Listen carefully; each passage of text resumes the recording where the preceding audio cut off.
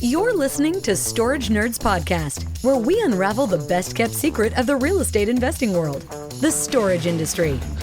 Join the grassroots guru in self-storage, Stacy Rossetti, in insightful discussions about finding, funding, and running these spaces, allowing you to yield the highest returns possible.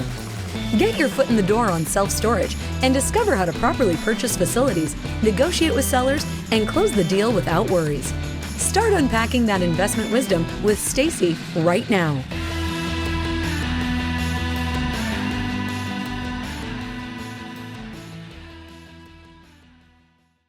This week, we're going to have a special guest, another one of my students coming on, Paul, and he's going to go over his storage facilities. He's been in the coaching program, Storage Nerds coaching program for a while now. So I asked him to come and do the Thanksgiving special, the Storage Nerds Thanksgiving special.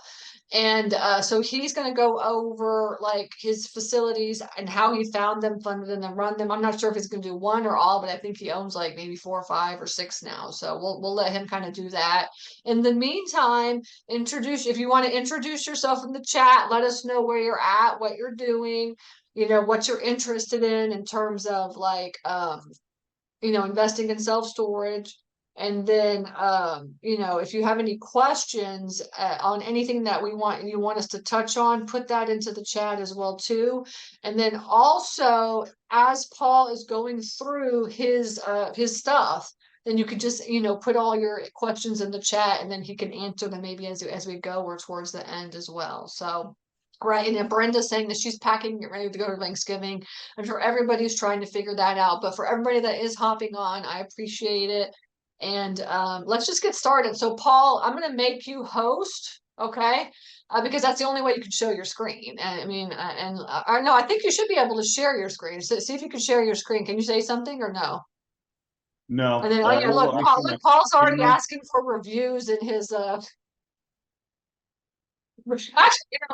they're doing that. People need to give me reviews for my storage facilities. That's a great idea. There you go. You should have a list. Okay, all right. I'm going to make you panelists because make you host because as a host, you can turn your video on, but as panelists, you can't. Okay. But see if you can share your screen. Can you share your screen or no? Nope. Okay. All right. Let me make you host. All right. So that means you have control of everything. Okay. There you go. Now you can turn your videos on. We can see your screen now. It's perfect. Okay, good. All right, everybody else, I appreciate you guys. There's a good group of us here today. So let's, if you have any questions, like I said, just put them into the chat. And everybody says that's good, cool. I appreciate you guys. Typically I teach you guys, but like, every once in a while I get the students to come on and do their thing as well too. So Paul's here to talk about his facilities. And then I want to remind everybody too that it's Black Friday week. So obviously there's gonna be a big Black Friday sale on my course and the deal analyzer. So you guys should all be on the lookout for that. If you guys don't own it, then y'all should definitely the sale is only gonna be this 1 week and that's it. And in fact, Paul signed up during Black Friday, like how many years ago? I think it's 2 years ago. 2 years ago, yeah. 2 or 3 years ago. So that's when he signed up. So it's his anniversary now for Storage Nerds. Okay. All right. You're up, Paul. All right. You can see my screen okay? Yeah, we can see your screen. We can see you. It's perfect. Okay. And I'm going to just mute myself. I'll be here. My name's Paul Beets. We own 6 self-storage facilities. We're going to go over 2 of them in this presentation. These 2 are owned by our self-storage investment fund, Bigger Garage Capital. The first fund that we formed late or middle of last year, Capital One. So this one is now done, and we're getting ready to form Capital Two. So these are the facilities. I put it in the chat so that you can easily click on it, but we're working on getting occupancy up. A big part of occupancy is reviews. And so if everybody could please go out to our 2 facilities in Muncie and Memphis and leave us a 5-star review. You don't have to say anything, in the review, just give us a 5-star. That works. So we're going to talk a little bit about Memphis. Memphis is our first facility or the most recent facility that we that we have purchased. So we found it, or we closed on it in July, late July, August. So, Stacy's cadence, the way she structures her program, found it, fund it, and run it. So I structured a little bit this information about this location. So the way we found this is through on-market. It was an on-market facility, but we found it through broker relationships. So I'm very fortunate. I've got a partner who is a broker whisperer. So he knows every single broker from California to New York and from Wisconsin to Florida. And so they send us deals everywhere that they're at, and he does the underwriting and he does a lot of the lending stuff. So when we found this, we negotiated it, underwrote it using some of the templates and strategies from Stacy's program, and we determined this is something that's a good fit for us. So in today's market, it's a tough lending environment. Interest rates are a lot higher. They've more than doubled since I've gotten started. But we were able to get a pretty good deal on what we believe a good deal on this one. So we actually brought on a lending broker. So this is a broker that has relationships and contacts with hundreds of lenders nationwide. And we narrowed it down to about 60 lenders, and we sent out kind of a package from this broker, about the facility and what we're looking to do, who we are, how many facilities we own, et cetera. And we ended up going with Hope Credit Union. It always ends up being one of these small local credit unions. Most of our facilities are financed through credit unions. We got 75% loan to cost. We didn't get any extra like CapEx money on this.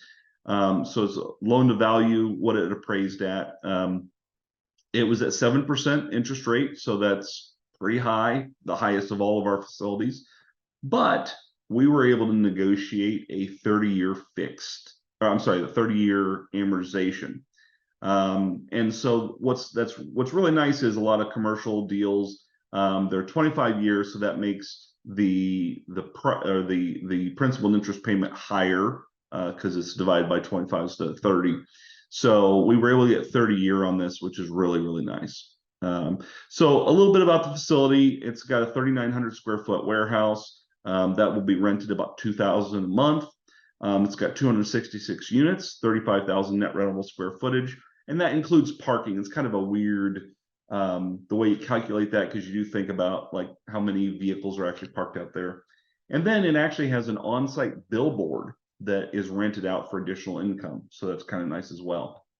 So this is a breakdown of the actual facility. I just pulled this off Google Maps. You can see this is where the billboard's at. This is part of the warehouse. This is actually the other part of the warehouse that's right here next to the storage. And then, of course, all of the storage. And you could see that if we wanted to, we could probably expand this once we get it filled up. And then we have a huge amount of parking. Right now, I think the total parking is like 60 units, I think is what it ends up being. Maybe a little more. And then, the rest is just regular self-storage, various mixes. You could see here the 5x10s, 10x10s, etc. So that's a little bit about the location. This is a picture of the facility. We got several pictures taken. We do this for our marketing purposes, for stuff like this when we're pitching to investors. So this is the warehouse out front. Used to be like a furniture store. And then there's like an office space. First front piece is an office, and then actually back is some rooms. There's another bathroom. There's a kitchenette.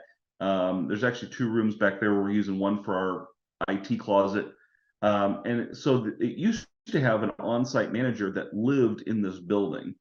So all of that's going to be rented out. And then you can see all of the parking. And even today, this is an older picture, but even today, we have just raw land back here, way back on the fence. We could probably put about 120 cars or vehicles on this property if we wanted to do that. So a few more pictures of the site. So we do have this automated gate. We integrate that through StoreEdge. Really nice, because when tenants get delinquent or whatever, we can lock them out. No, this is starting to. I don't know if that, more pictures of, there's just a close up of the warehouse. You can see it's got actually a door on one side, and then it has a door on the inside. I don't have any pictures of the interior of that building. So then next facility, this one was purchased in January. This is Muncie. And so that kind of rounded out our total, when we formed the fund, it was a $2.5 million raise. We raised a little over, just short of $1 million from that. So about 1.8, I think 1.8 million. And we used those funds to acquire both of these facilities. So this is the first facility that went into it in Muncie, Indiana. So this is a little bit of the, this is an update to our investors that I shared, but this is a picture of the facility. It's not as clear. I should have pulled down a better picture of this, but you can see that this actually has a building on site, what my partner calls a warehouse, 2,400 square foot warehouse. What it actually looks like is an old primary residence that's been converted into office space. So like when you walk in, there's offices, and then there's a hallway, and then there's a stairs that goes upstairs, and then there's a bathroom upstairs, and it's got a basement that's not usable. But when we bought the facility, that warehouse wasn't rented at all. So the previous owner didn't even bother trying to rent it. So we're actually working to get that rented as well, to add to the revenue for the property. And when we did our underwriting, we didn't even underwrite to get any revenue from that warehouse. 171 units. We do, this is our standard stuff that we add in there, but we acquired it in January, about 2.61 acres.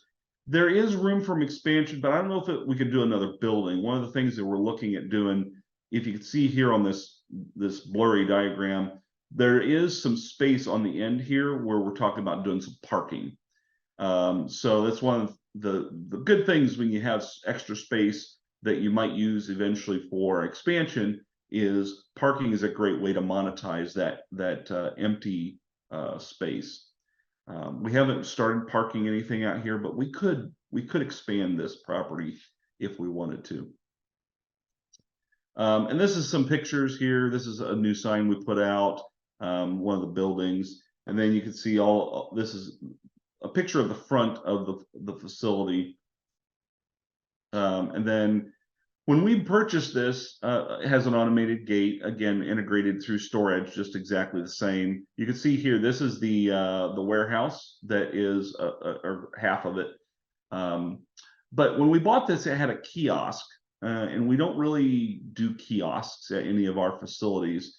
And so we used it for a little while, but the service on using that kiosk, I think it was about $200 a month for that service. And what we found is tenants just didn't use the kiosk. We collected less money through the kiosk than we actually were paying for the kiosk. We've got a nice website, and so people can go on, they can log into their account, they can pay online, and so we really don't use the kiosk at all. So even though this little booth is here, we've taken down the rent sign, and it's still there. We've just basically disabled it and canceled the contract for it. It's not really useful for our tenants. A few more pictures of the kiosk and the storage buildings. Oh, and here's a really good picture of the warehouse. So, like I said, I think it was, I don't know if it was really a residence or if it was always an office building, but we did go in and do some renovations to it to make it more appealing. we thought maybe the reason why that it wasn't renting to, or the previous owner had trouble renting it, is because it was really, really dated. So you can see some before and after pictures here where, an old vanity and carpet, and so we put in a new vanity, some LVP, and a toilet. This space we put a little kitchenette in there so that, if somebody had an office space, they could have coffee or whatever. Working on getting that rented. So I guess those are the two facilities that are in our portfolio for our self-storage investment fund. Are there any questions about those two facilities? Hey, Paul, can you talk about management, or when are you going to do that? Yeah, so I mean, the management of the facilities, we use storage, and maybe I can bring up, I'll bring up storage here. So I'll start with Memphis, because I started with Memphis. So when we took over, we had a huge exodus. A lot of Memphis was cash tenants, and we don't do cash. We only do credit card, or we can even do ACH, where you could pull it directly out of your checking account. And so, when we started communicating with our tenants, a lot of them, they just only wanted to do cash. And so a lot of them left. So we're down to about 61 occupancy. So it's a pretty thin. Right here, you can see 266 units. And then the other thing about this, and this is, when you're looking for self-storage, you're looking for a place that has been mismanaged. And definitely this facility, even though it's a really nice facility, it was a mom and pop facility, it's really not been managed as efficiently as it could be managed. And so it had a huge amount of past due and auctions that needed to be done. And basically they were just kicking the can. I think they did like auctions once a year, like a big hurrah. So, we've got a process when we manage our 6 facilities. We use Locker Fox, and it's integrated through storage as well. And so when they get to a certain stage, we'll get them auctioned off. So a lot of auctions are going on at this facility. I think we had 5 auctions, and they ended this week, or maybe last week. So it's we're working to get that cleaned up. And then you can see we've had some move-ins, which is good. We've got some of our marketing is working to get tenants brought in, and for a while we're going to have quite a few move outs, because we're doing auctions, and we still had some vacancy, people that weren't paying, and there were units that were full of stuff that we didn't know whose it was. So there's just a lot of things that we needed to do to get it cleaned up. Let me see here. I can show you the units here. This is you see I've almost got an empty building at Memphis. So the blue ones are the ones that are occupied, the green ones are the ones that are available for rent, and then the gray ones that are the ones that are not available for rent, which is we're working towards basically eliminating the gray units, converting the reds to gray, and then green, and then eventually blue. So that's Memphis. Let's switch over to Muncie here, and I'll show you Muncie. Muncie's a little bit better. We've because we bought it in January, we worked through a lot of the tenant issues. We got everybody on the right path here. We're about 73% occupancy. It's been a little slow at Muncie. We've got a lot of competition in the market. So we're working on getting that brought up through marketing. Just one move in, one move out this month. But it's been stable, really, right around 73%. It's been pretty stable this year. I'll go and look at, we've got, whole buildings that are rented out, a few vacant here, one gray one there. So, when you look at Memphis, and you can see all of the gray units and all the red units, and you could see that it's not stabilized. We've only had it for a couple months. And then you can really see a big difference between that facility and this facility. where we really spent a lot of time on this one, stabilizing it. We know what tenants are in what units, what's going on with those units. So we're really in pretty good shape with this one. And now you can see here we got one. This is reserved. Oh, it's just test reserve. So we now we just need to get these green ones rented out. So we're really in pretty good shape with Muncie. So it's depending on how bad it is, it can be 6 to 18 months to stabilize one of these. Depending on how. What are y'all doing for like marketing to get them leased up and stuff? Yeah, so we work with a marketing company. If anybody knows who Jim Ross is, he's partnered with a company called Storage Management Solutions, Jess Casto. And there's actually, let me see if I can pull up a website. Our website directs to this self-storage-units-nearby.com. So this is our piece of their website. But because SEO is so critical for a single point, we benefit from a lot of the traffic that comes from they've got facilities in all of these different states, right? So it's very similar to like the way Sparefoot works, right? Sparefoot is a marketing company, and they bring people to their website, and then depending on what their location is, it will point them to a certain, whether you've registered, and then they charge you an arm and a leg. So this is a very similar philosophy, where instead of Sparefoot, it's self-storage-units-nearby.com. And so all of these different facilities, not all of them are ours, but I think we may be we're not the only one in Tennessee. This is one is ours, but this is other storage operators, owners that also work with the same company. And so we benefit from driving that traffic to our facility. They do all the SEO, and then of course we do the Google ads. But if our SEO is really good, we really should be able to perform well without Google ads and without Sparefoot. And I will say, since we came on with this company, our Sparefoot leads has gone down dramatically, which means really, even though we're paying more money than what we've paid in the past, the cost per tenant is much less because we're not paying Sparefoot. So our Sparefoot bills have gone way down, which is really, really nice to see. So you decided to do this way instead of Google ads, or you're also doing Google ads too? We are doing Google ads. Okay. We do, like, I think it's $10 a day or something like that. Yeah, just like it what we're doing, complains to us all the time about how our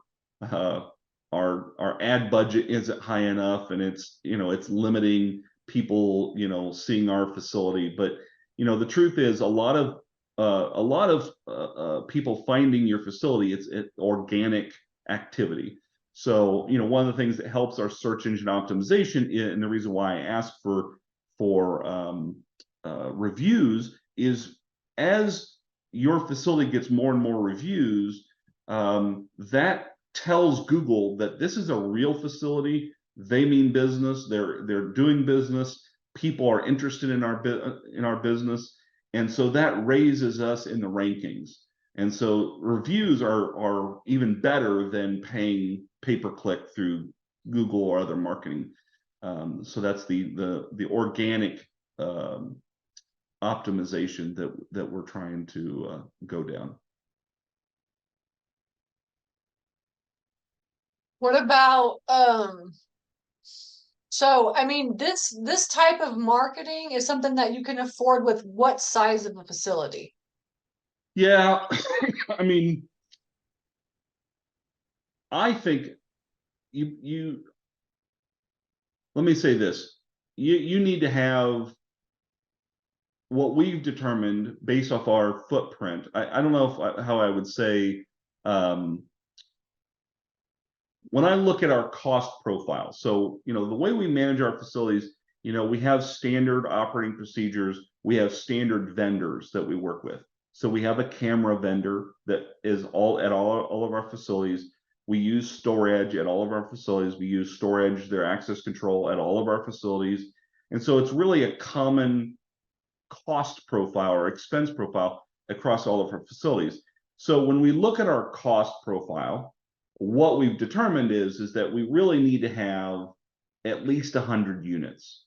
And we'd really like to have, closer to like 15,000 square foot. And that still really depends on, the market that they're in and stuff like that, because, rates in certain markets will be lower, but the expense for some of these services are about the same. So our cost profile, we really are looking for facilities that are above 100 units. We really probably won't touch in the future. And, now we're looking at, 200, 300, 400 unit facilities, because if you're looking to scale and grow your business, it's much easier to run a 400 unit facility than run 400 unit facilities, right? So, when you look at the facilities that we have, our LaPorte location is probably the smallest because it was our first acquisition. And then when you look at all of our facilities as we've acquired them, let me go to Michigan here. We've got one, we're the only Michigan facility in on the website, but this was our second one that we acquired, and it's a little bit larger than LaPorte, right? So it's like 119 units or something. And then when we go to Indiana, we've got Lawrence right here that has a warehouse and storage. And then, so it's got, even though it has, I think, 78 units, it has a warehouse. And that warehouse brings in a huge amount of revenue. And so, between the warehouse and the storage, it performs very, very well. Are you using IG business account as well? I'm not I sure think what. that's Instagram. That's Instagram, I Oh, think. But like, Instagram. talk about like social media stuff, basically, is what they're probably asking. Yeah, so we don't use Instagram. We were doing TikTok for a while, and we got a lot of views and we got a lot of followers, but it didn't convert to leads. It didn't convert to people moving in. So it's some areas that we'd like to broaden out into. It's one of those things where you only have so much staff and you can only focus on certain things. And so, probably as we grow, we'll branch out into some of these other areas. But social media marketing, I would say, is not our strong suit. We do have a Facebook presence. I know we have an X account, used to be Twitter. Twitter, and I think we do have an Instagram account, but we don't really use those for marketing. We only use Google, or meaning we don't use it for pay per click for leads. So I've heard that you can do that, but we haven't done that much. Well, because like if you think about it, I mean, if you're going to rent a storage unit, where are you going to go? You're going to go to Google Maps, maybe Apple Maps, or maybe even just Google. So like that's where you need to be. Like nobody's going to be like, I need to go find a storage facility. Let me go to Instagram. Yeah, and it's one of those things where, like, if you're on Instagram and you're able to target certain people, you might, as they're scrolling through whatever, it might pop up an ad, and that might trigger them to oh, I need to go store some stuff somewhere. But yeah, that's exactly right. It's really I've decided I need to store something. Where should I store it? And then go and Google storage near me. And then that's how we come up. So that's, through the search engine searching, they've already decided that they need to store something. Whereas, other types of marketing, it makes more sense. Like if you're marketing Stacy's course, right? Somebody may not know that they are, or they're thinking about investment. They're thinking about how can I, find some passive investment. Then Instagram would be a good way to target those people, because maybe they have that profile, and then Stacy might have an Instagram pop up and say, oh, I'm I'm teaching self-storage, right? So that's a good way for that type of business. It just doesn't really fit well for self-storage. So talk about, so now you have like Indiana, you have Michigan, and then And Missouri, right? Or no, yeah. So Tennessee, like so yeah, 3 states. yeah, so how do you man like boots on the ground people and stuff? I mean that Yeah, kind of so management. that's really tough. So boots on the ground, we do have one person at each facility. So the best way to find people. This is a nugget of wisdom for anybody trying, and even somebody that needs somebody to get a tree taken down or something. There's an app called TaskRabbit. So it's only a phone app. You can't do it. I don't think there's a website, but on your phone, download the app, and I'll put it in the TaskRabbit. Ask. Oh, maybe not. Oh, my keyboard is not working. Yeah, it's dead. TaskRabbit is an app, so you just go on, and it's not available in all areas. So as an example, for our Muncie facility, right, when we wanted to find somebody at our Muncie facility, Muncie is kind of a tertiary market. It's outside of Indianapolis. And so we had to, TaskRabbit only had Metro Indianapolis, right?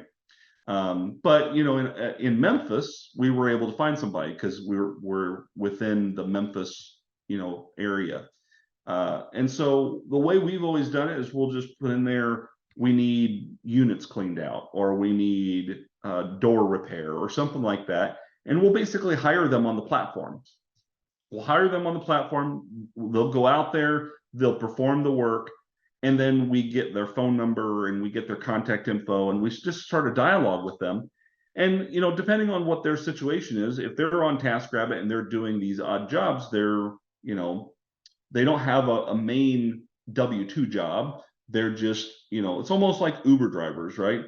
They're just out there doing odd jobs for people and getting paid to do it. And so some of these folks, we've been able to reach out and make a deal with them that, they will come and work at our facility, a couple hours, 2 or 3 times a week.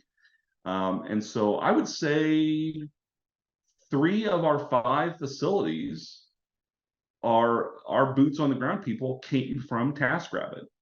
And they've worked very, very nicely for that. Eventually we take them off TaskRabbit because it's cheaper for us and cheaper for them. So we could pay them a lower, hourly rate because TaskRabbit's not taking their cut. Usually they're skilled folks that can do a lot of different things maintenance wise. And then I have office staff that how much money do you need to get started? How much money do you need to get started to buy a facility? It really, what I would say is to buy a facility in this market, you might be able to, well, I'll answer the first question, which is how much money to get started.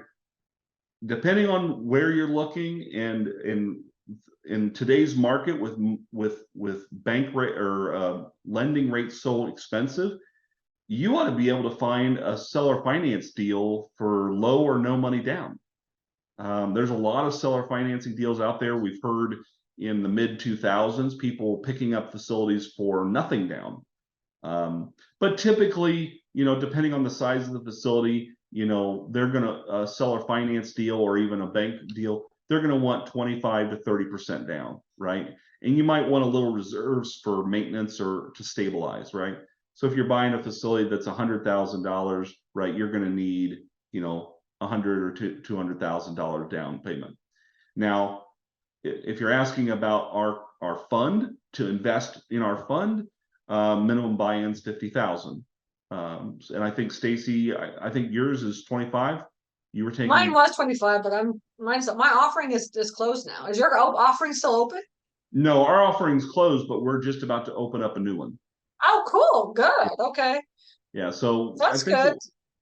I think we're probably right now we're kind of doing the raising money and working with investors and building kind of a backlog of people that will be interested. And then probably in like February or March, we're going to open one up. Well, talk about like from your very first deal, which was the one in LaPorte, right? Yeah. All Yep. the way till like the last one that you bought, your like the history of you like funding your facilities. Because you went from Sure. like your very small one to the big one, right? To the Yeah. fund. Yeah. Absolutely. Yeah. So for LaPorte, when we first started, we just formed an LLC, and we brought in friends and family. And that's okay for friends and family, right? There's actually when you're doing this, you are offering basically a security.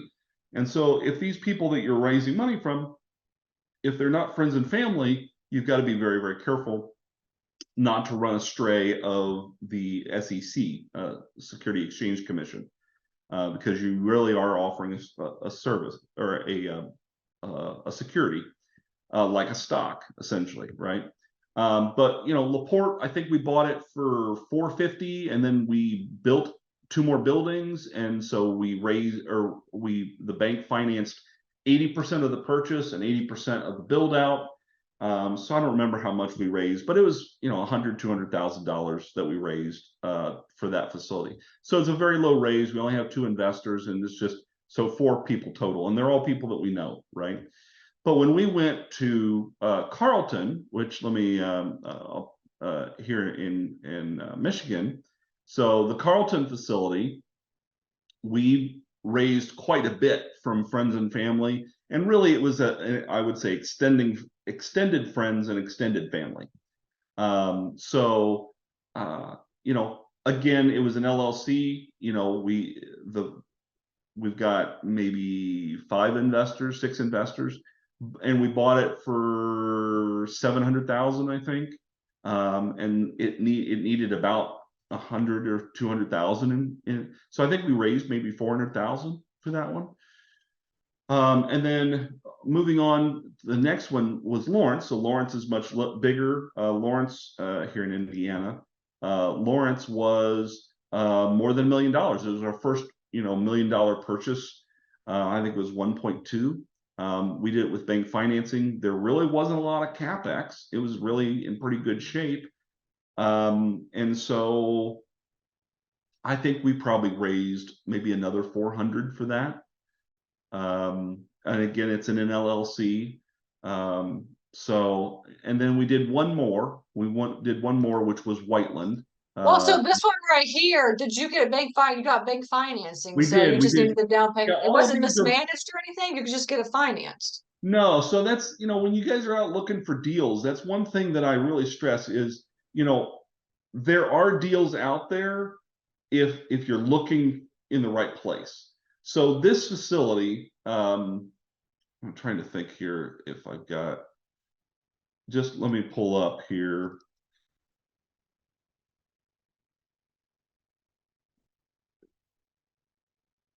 Q4 update for Lawrence.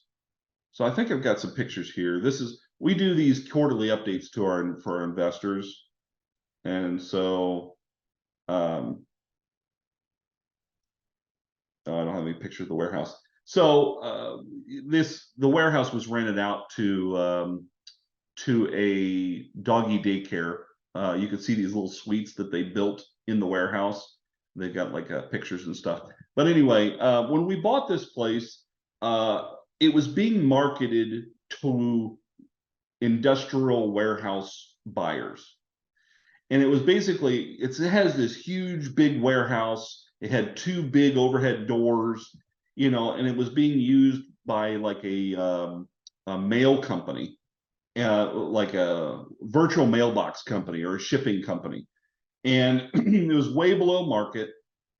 And what was happening was these industrial warehouse people, they were coming in. Number one, they were seeing that the current tenant was way below market, and so they didn't want to touch it for the price. But then they also saw this self-storage out back is about 78 units, and they're like, what do I do with that? I'm an industrial warehouse guy. I do triple net leases.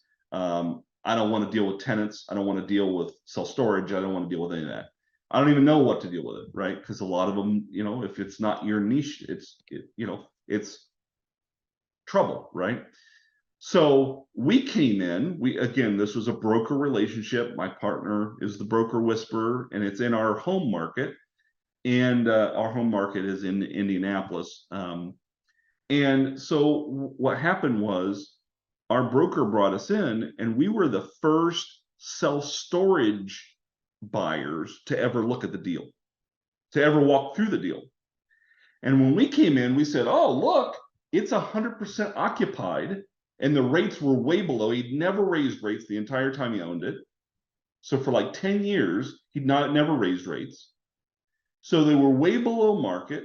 It had an automated gate, and it had this huge warehouse. And when we're working with our broker, the broker is like, look, we think that we can rent this for $14 a square foot. So if you multiply that out, 5,000, I think it's 5,500 square foot, and then divide it by 12, that gives you kind of what your revenue is going to be per month. And we actually make more money on this facility from the warehouse than we do from the storage.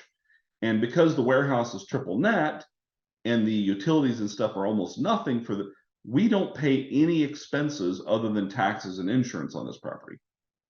Like the warehouse pays for everything because it's triple net. So and we pay a fractional amount of the insurance and taxes because it's triple net. We do like a fractional amount there. So anyway, there's deals out there like this. This is probably our best deal that we own because it didn't require any work. I mean, just basically kicking out the existing tenant and getting a new tenant in, which our broker did for us. The storage, we just raised rates when we bought it, and we had maybe 10% vacate, and then it filled right back in. And now we're at like 90% occupancy. And it really is probably our most passive investment, truly. Hey, Paul, I was going to ask real fast before we move on. So how did you find the tenant for this? Because we have like a property, like one of ours is like a conversion, and I'm like, we need a tenant for one of our offices. Did you put it on Craigslist or how'd you find them? We work with commercial brokers. Oh, you got a broker to do it. Okay, got it. Okay. Yeah, we've got a Oh, broker. well, yeah, okay. So that's what we're doing as well too. But I was just wondering if you had anything else you did or. Yeah, and we're doing the same broker because it's in the Indianapolis area. Well, maybe I can't find. Anyway, the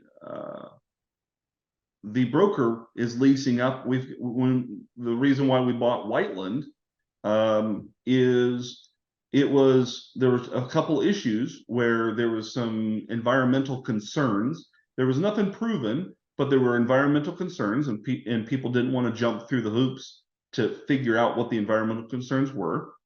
And then there was a gigantic warehouse that needed a lot of work. And self-storage people were coming in and saying, I want the storage, and it has a lot of parking, but I don't want the warehouse. And then there were warehouse people coming in saying, man, this warehouse I think we've put almost 300,000 into it, this warehouse. It needs a huge amount of work. There's environmental concerns, and then there's all this storage, and I don't know what to do with it. And so we came in and said, okay, we're self-storage investors. We can make this warehouse work, right? And the property alone, this facility, what we've been told is very likely if and when we sell this facility, because the property is such prime property in downtown Whiteland, Indiana, which is a tertiary market outside of Indianapolis, it's likely that whoever buys it from us will buy it for far, far, far more than what we paid for it. And they'll bulldoze the entire site and put up something new. Because the land alone is worth far more than what sits on it. Whoa, that's crazy. Yeah, it's in a really great location. And once we get the warehouse rented out, we'll probably make more money off of the warehouse than we'll do off of self-storage. We're making about 15,000 per month gross off the storage and parking, but the warehouse will rent out for far more than that. So that's crazy. So what somebody was asking, why don't you take cash? Well, all of our facilities are managed remotely, right? We don't have a person sitting on site at any of our facilities. Okay, so the challenge is who's going to take that cash. Now, like in Memphis, we kept the office manager, and we have boots on the ground that go out there and work on repairs and stuff like that. But we don't have anybody that can collect cash. And so even if we had somebody collecting cash, there's always the issue with how much cash did they collect, and then they have to go make a deposit, and then when the deposit goes in, does it match how much they were supposed to collect? And then if money goes missing, stuff like that, it's just very difficult to collect cash. Even with when we bought Muncie, it had the kiosk out there, and we had to have our boots on the ground go in, open up the kiosk, take the cash out, close the kiosk, and go deposit it.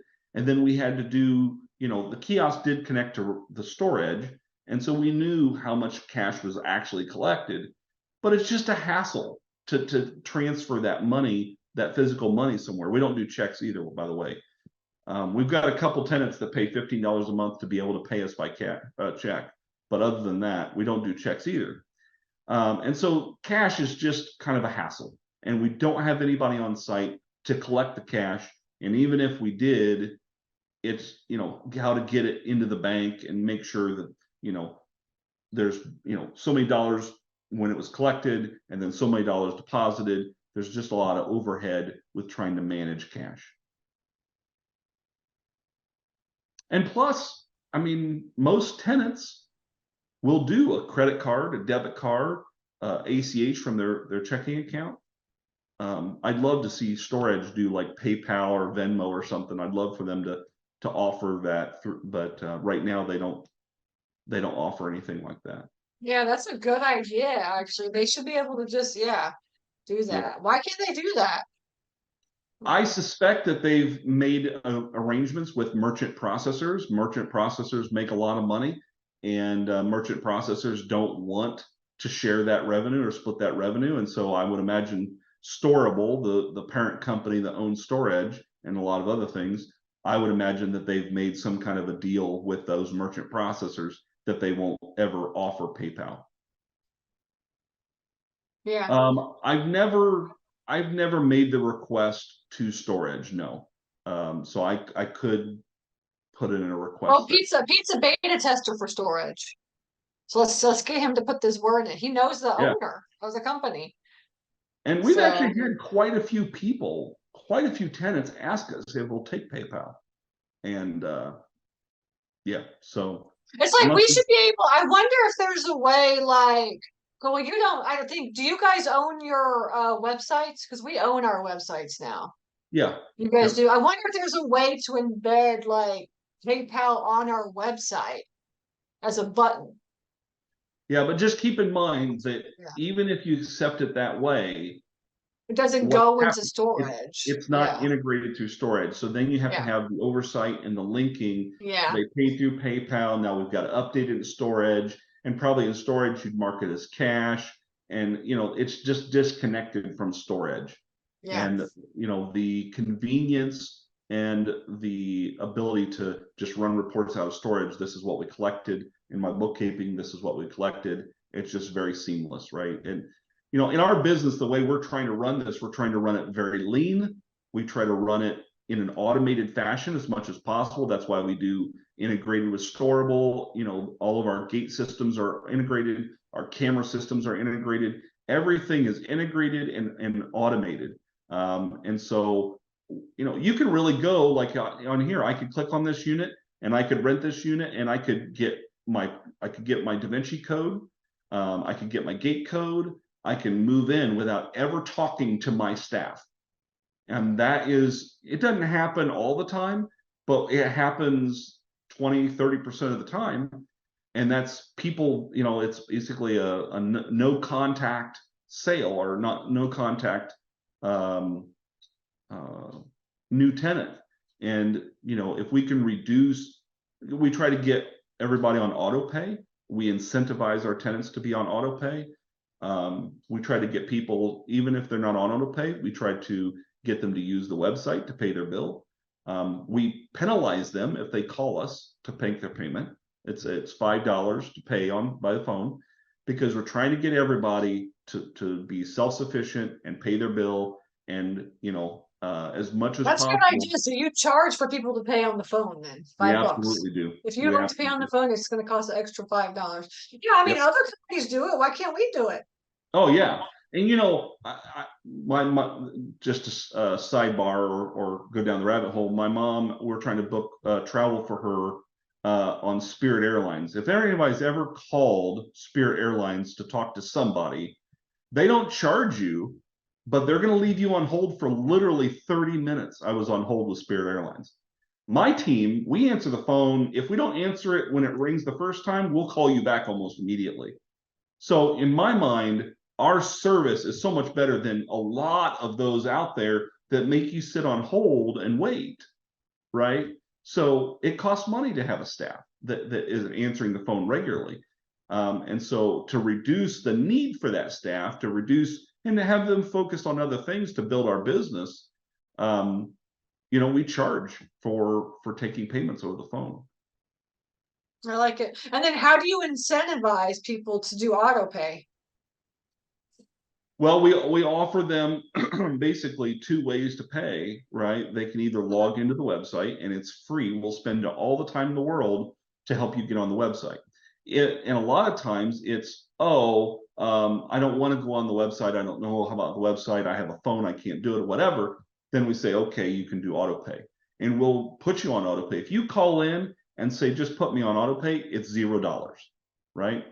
So that's kind of an incentive that you're not going to have to pay to talk to us on the phone. So that's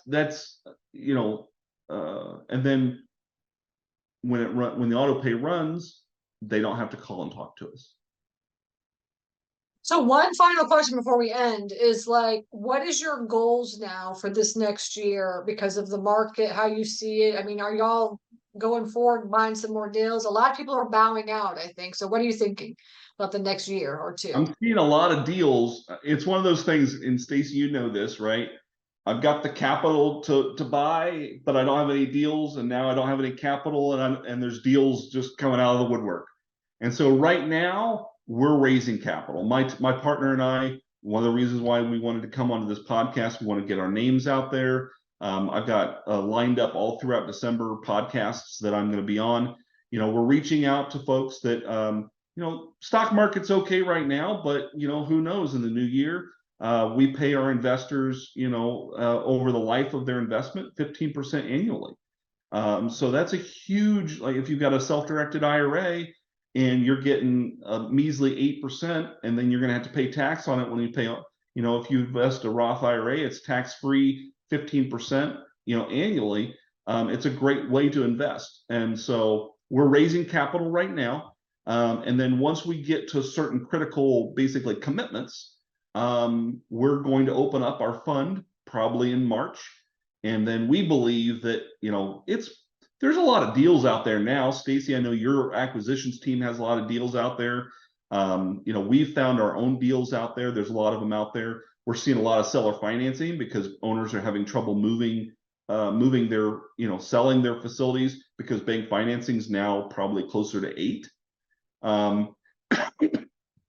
And so our plan is, if we can raise the capital from now until March, we're going to open up our fund, and then our plan is to try to, it's going to be a $5 million fund, and we're hoping to buy 3 to 6 facilities in that fund over the next, let's say 18 months. That sounds like my fund. I raised 5 million and we bought 4 facilities. Yep. With that. Yep. So Exactly. it's definitely doable. It's just a lot of work to raise money. You know that. Like you just got to keep asking and asking and asking and asking. Yep. It sure is. It's a lot of work, but our investors, once they start getting those distributions and they start to see the growth in their retirement accounts, our investors are very, very pleased, and they kind of wish that they would have found us earlier. So we just got to get the word out. There's a lot of great investment strategies up, but we believe self-storage is a great investment avenue, and we want to share that opportunity with as many people as possible. So is your fund, is it where you're going to have like 4 facilities in one fund, or is it one per? Okay, that's how ours are. Yeah. So Yeah. the issue that we're having is not an issue, but like the thing that we're having with our fund is that one of our, like we have our first one that we bought doing great. Excuse me. The second one, I bought like a severely mismanaged facility. Yeah. So that's kind of bringing down the income. The last 2, obviously, we just bought like in, May of this year. So we're still building them up. But that's the one thing I noticed with like, excuse me, having so many deals in one fund is that now you have to think about 4 facilities at the same time and getting those distributions out. Yeah. So the way we structure this is we still do distributions. So each facility is owned within an LLC, and then those LLCs are single member LLCs that are the fund is the owner. And the way that works is, those LLCs, individual facilities, they pay dividends monthly up to the fund. And then as the fund collects, all of this, these returns, then we pay that for whatever's available out of the fund. And that's why we do, quarterly updates to our investors, just keep them aware of what's going on, what's in the market. That's what we do. Yeah, that's exactly what we do too. Cool. Awesome. So put your information into the chat. Let everybody else say it out loud as well too for the podcast. And so then that way, if anybody's interested in your fund, they can contact you. Great. And then one final thing is like, how has Storage Nerds help you to get where you are now? Well, I wouldn't be here without Storage Nerds. I mean, Stacy, you and I met, I want to say it was 2 years ago. I can't, maybe 3. I think it's been 3 years now. Because you did 1 year of finding, and then you started really building up. Yeah. Yeah. So, the whole strategy of how to find them, how to fund them, how to run them, our first facility, we found exactly using the strategy that you teach, right? So we found it that way. Funding them, we had small local banks, which is often what you guys recommend, and then running them, a lot of the processes that my team uses today are processes that your team uses and that you teach your students. We use StoreEdge. You guys taught us StoreEdge. You showed us a lot of the automations that StoreEdge can do. I know that's the reason why you guys use StoreEdge. Eventually, I'd love to get to the point where we're using Call Potential, because I think there's a lot of additional automations that now that Call Potential is part of Storable. There's a lot of opportunity to work efficiently there.